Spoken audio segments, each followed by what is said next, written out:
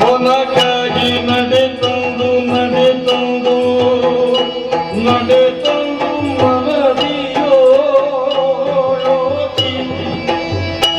ಹೊಲಗಾಗಿ ನಡೆತಂದು ಮನದಿಯೋ ಚಿಂತಿತಳು ಯೋಚಿಸಿ ಜನನಿಯ ಜಯದಿ ಮಲಿನಿಯೋ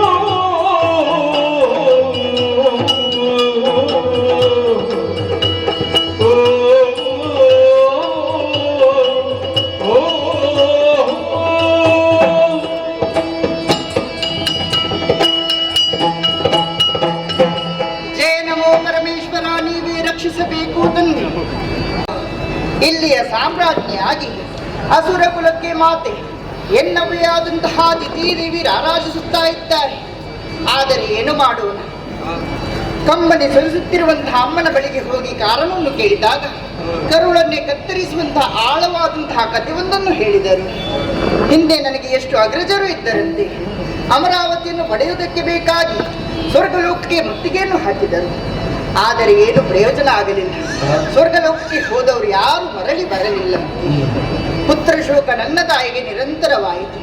ಹಾಗಾಗಿ ದೈತ್ಯ ಕುಲದ ಉದ್ಧಾರಕ್ಕಾಗಿ ಮಾಲಿನಿಂದ ಏನಾಗಬೇಕು ಎಂಬುದಾಗಿ ಆಡಿದಾಗ ಭುವನದಲ್ಲಿ ವಿಭುವಾಗಿ ಜನಿಸುವಂತಹ ಪುತ್ರರತ್ನನ್ನು ನಿನ್ನ ಉದರದಿಂದಲೇ ನೀನು ಪಡೆದುಕೊಂಡು ಬರಬೇಕು ಎಂಬುದಾಗಿ, ಅದಕ್ಕಾಗಿ ಜನನಿಯ ಆಜ್ಞೆಯಂತೆ ಬಂದು ಸೇರಿದ್ದೇನೆ. ದಟ್ಟವಾದಂತಹ ಕಾನನವನ್ನು ನೋಡಬಾರದೆ, ಪ್ರಶಾಂತವಾದಂತಹ ವಾತಾವರಣ, ಮನೋಹರವಾದಂತಹ ಪರಿಸರ ತಪಸ್ಸಿಗೆ ಯೋಗ್ಯವಾದದ್ದು. ಆದರೆ ತಪಸ್ಸಿಗೆ ಕುಳಿತುಕೊಳ್ಳುವುದಕ್ಕೆ ಮೊದಲು ನಾನು ಒಂದಿಷ್ಟು ಯೋಚಿಸಬಾರದೆ? ಯಾವುದರ ಬಗ್ಗೆ? ನನ್ನ ಬಗ್ಗೆ. ನಾನು ಕಾಣುವುದಕ್ಕೆ ಹೇಗಿದ್ದೇನೆ? ಚೆಲುವಿಗೆ ಯೌವನದಿಂದ ಕಂಗೊಳಿಸುತ್ತಾ ಇದ್ದೇನೆ.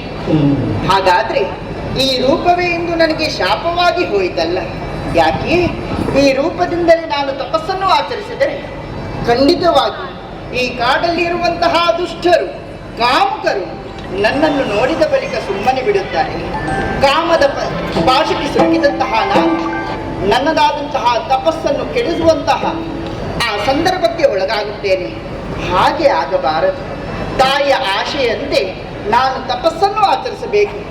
ಇಲ್ಲಿ ಇರುವವರ ಈ ವಿಚಾರವನ್ನು ಯೋಚಿಸುವುದೇ? ಅಷ್ಟು ಮಾತ್ರ ಅಲ್ಲ, ದೇವತೆಗಳು ಇದ್ದಾರೆ. ನನ್ನ ತಪಸ್ಸನ್ನು ಕೆಡಿಸುವುದಕ್ಕೆ ಏನಾದರೂ ವಂಚನೆಯನ್ನು ಮಾಡಬಹುದು. ಎಲ್ಲರನ್ನು ವಂಚಿಸುತ್ತಾ ತಪಸ್ಸನ್ನು ಆಚರಿಸಬೇಕು. ಹಾಗಾದ್ರೆ ರೂಪವನ್ನು ಮರೆಮಾಚಬೇಕು. ಹಾಗಾದ್ರೆ ಗೊತ್ತಾಯಿತು, ಕಾಡಿನಲ್ಲಿ ಒಂದು ಮೃಗ ಇದ್ದರೆ ಯಾರಿಗಾದ್ರೂ ಸಂಶಯ ಬರಲಿಕ್ಕುಂಟೆ? ಖಂಡಿತವಾಗಿಯೂ ಇಲ್ಲ. ಹಾಗಾದ್ರೆ ಯಾವ ರೂಪ ಅದಿದು? ಸಾಮಾನ್ಯ ಮೃಗ ಪಕ್ಷಿಗಳಿಗೆ ಕಂಟಕವು ಬರುತ್ತದೆ. ಆದರೆ ಈ ಮಾಲಿನಿಗೆ ರೂಪವನ್ನು ಧರಿಸಿದಾಗ ಕಂಟಕ ಬರಬಾರದು. ಹಾಗಾಗಿ ಯೋಚನೆ ಮಾಡುವಾಗ ಗೊತ್ತಾಯಿತು, ಕಾಣುತ್ತಾ ಇದೆಯಲ್ಲ ಮಹಿಷಿಗಳ ಹಿಂಡು. ಅದರ ತಂಟೆಗೆ ಯಾರು ಬರುವುದಿಲ್ಲ, ಅದು ಕೂಡ ಯಾರ ತಂಟೆಗೂ ಹೋಗುವುದಿಲ್ಲ. ಹಾಗಾದ್ರೆ ಇದುವೇ ಸೂಕ್ತವಾದಂತಹ ರೂಪ. ವಿಧಿಯ ಕುರಿತಾಗಿ ತಪಸ್ಸನ್ನು ಆಚರಿಸಿದ್ದಕ್ಕೆ ಈ ಮಾಲಿನಿ ಮಹಿಷಿ ರೂಪವನ್ನು ತಪಸ್ಸನ್ನು ಆಚರಿಸಿದೆ.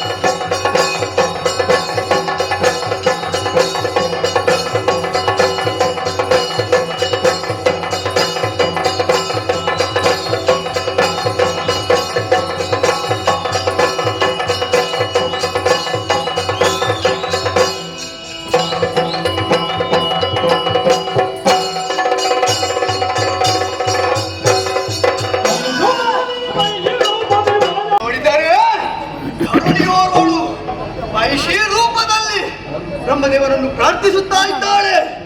ಇವಳ ಉದ್ದೇಶ ಏನೆಂಬುದಾಗಿ ತಿಳಿದಾಗ ಮೂರು ಲೋಕವನ್ನು ಗೆದ್ದು ಸುರಪುರವನ್ನು ಆಳುವಂತಹ ವೀರಾದಿ ಮಗ ತನ್ನ ಹೊಟ್ಟೆಯಲ್ಲಿ ಹುಟ್ಟಬೇಕೆಂಬುದಾಗಿ ಪ್ರಾರ್ಥಿಸುತ್ತಾ ಇದ್ದಾರಲ್ಲ, ಇದು ಯಾರಿಗೆ ಅಪಮಾನ?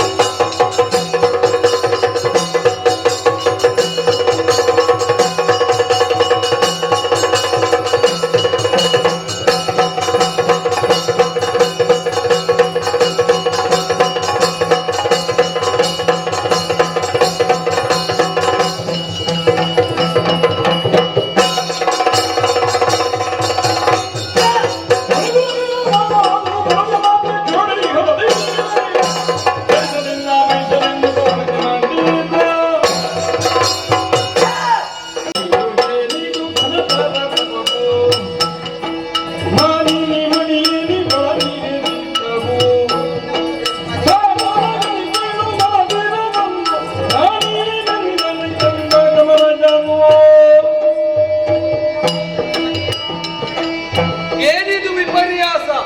ಪೂರ್ವದಲ್ಲಿ ವಿದ್ಯುನ್ಮಾಲಿಗೆ ವರ ನೀಡುವಾಗ ಇಂತಹ ಅನುಭವ ನನಗೆ ಆದದ್ದಿಲ್ಲ. ಹೆಣ್ಣೊಬ್ಬಳು ಮನಸ್ಸು ಮಾಡಿದ್ರೆ ಯಾವ ಕಾರ್ಯವನ್ನು ಮಾಡೋದಕ್ಕೆ ಸಾಧ್ಯ ಎಂಬುದನ್ನು ಮಹಿಳಾ ಸಮಾಜಕ್ಕೆ ತೋರಿಕೊಟ್ಟ ಮಾಲಿನಿ, ಏನಮ್ಮ ನಿನ್ನ ಬಯಕೆ? ಹೌದಮ್ಮ. ಪ್ರಾರ್ಥಿಸಿಕೊಂಡು ಈ ರೀತಿಯಾಗಿ ಪ್ರತ್ಯಕ್ಷಗೊಳಿಸುವುದಕ್ಕೆ ಕಾರಣ ಒಂದೇ. ಏನಮ್ಮ? ಮುಂದೆ ನನ್ನ ದಾಂಪತ್ಯ ಪ್ರತ್ಯೇಕದಲ್ಲಿ ಹುಟ್ಟುವಂತಹ ಮಗ ಧೀರನಾಗಬೇಕು, ಶೂರನಾಗಬೇಕು, ತ್ರಿಭುವನದಲ್ಲಿ ವಿಭುವಾಗಿ ಜನಿಸುವಂತಹ ಪುತ್ರರತ್ನನ್ನು ಕರುಣಿಸಬೇಕು ತಂದೆ. ತಥಾಸ್ತು. ಧನ್ಯಳಾದೆ. ಆದರೆ ನಿನ್ನ ಉದರದಲ್ಲಿ ಹುಟ್ಟುವಂತ ಮಗ ಕೋಣನಾಗಿದ್ದ. ಏನು ತಂದೆ, ಏನು ಮಾತಂತ ಆಡ್ತಾ ಇದ್ದೀನಿ? ಸಿಹಿಯನ್ನು ಕೊಡುವಂತಹ ಬಾಯಿಗೆ ಇಂತಹ ಶಾಪದ ವಾಕ್ಯ. ಕೋಣನಂತಹ ಮಗು ಜನಿಸುತ್ತಾನೆ, ಅಂತಹ ಮಗನನ್ನು ಪಡೆದಂತಹ ಈ ಮಾಲಿನಿ ಯಾವ ರೀತಿಯಾಗಿ ಬುದ್ಧಿಸಲಿ, ಯಾವ ರೀತಿಯಾಗಿ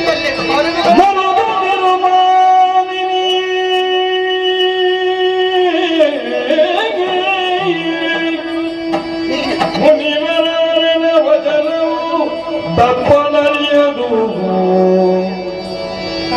ಅವಳ ಮಗಿಗೆನು ಜನಿಸಿದರು ನಿನ್ನುದರದಲ್ಲಿ ಮುಂದೆ ಕ್ರಮೀನಿಸಿ ತ್ರಿಜಗದಿ ಮೆರೆಯುವನು ಘನ ಕೀರ್ತಿಯಿಂದದು.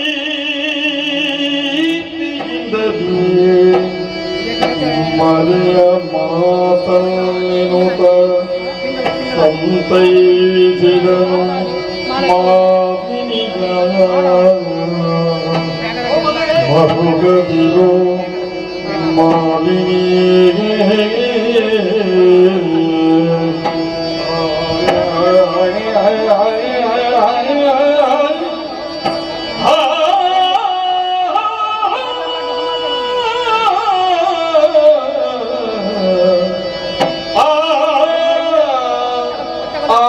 ಶಾಪ ಕೊಟ್ಟಿದ್ದ ನಮ್ಮ. ಶಾಪದ ವಾಕ್ಯ. ಹೌದಮ್ಮ. ಸೃಷ್ಟಿಕರ್ತನಾದಂತಹ ಬ್ರಹ್ಮದೇವಿದ್ದೀರಲ್ಲ, ಪರಿಮಾರ್ಜನೆ ನೀಡಬಹುದು. ಶಾಪ ಪರಿಹಾರ 3 ಮೂರ್ತಿಗಳ ಸಾಧ್ಯವಾಗದೆ ಹೋಗಲಿ ಹೀಗೆ ಬಿರುಡೆಯನ್ನು ಆಡಿದ್ದಾನೆ. ಮುನಿವರನವರದ ವಚನವು ತಪ್ಪಲರಿಯದು, ಅದರಂತೆ ಹುಟ್ಟುತ್ತಾನೆ ಮಹಿಷ. ಸಮಾಧಾನ ತಂದುಕ ಅಮ್ಮ. ಅಯ್ಯೋ, ಯಾವ ರೀತಿಯಲ್ಲಿ ಸಮಾಧಾನ? ಸುಟ್ಟ ಮುಖವನ್ನು ತಾಯಿಗೆ ಯಾವ ರೀತಿಯಲ್ಲಿ ತೋರಿಸಲಿ? ಮಗಳೇ, ಇದಕ್ಕೊಂದು ಪರಿಹಾರವನ್ನು ಹೇಳಬಲ್ಲೆ. ಯಾವ ರೀತಿ? ಹುಟ್ಟುವಂತ ಮಗ ಕೋಡನಾದರೂ ಜಾಣನಾಗ್ತಾನೆ, ತ್ರಿಜಗದಲ್ಲಿ ಅವನ ಕೀರ್ತಿಯನ್ನು ಮರೆಸ್ತಾನೆ. ಮಗ ಹುಟ್ಟಿದ್ದಾನೆಂತ ಸಂತೋಷ ತಾಯಿಗಿದ್ರು ಕೂಡ ಮಕ್ಕಳಿಗೆ ಮನೆಯೇ ಮೊದಲ ಪಾಠ ಶಾಲೆ, ತಾಯಿಯೇ ಮೊದಲ ಗುರು. ಮಗನಿಗೆ ಒಳ್ಳೆಯ ಬುದ್ಧಿಯನ್ನು ನೀಡು. ಶುಭವಾಗಲಿ.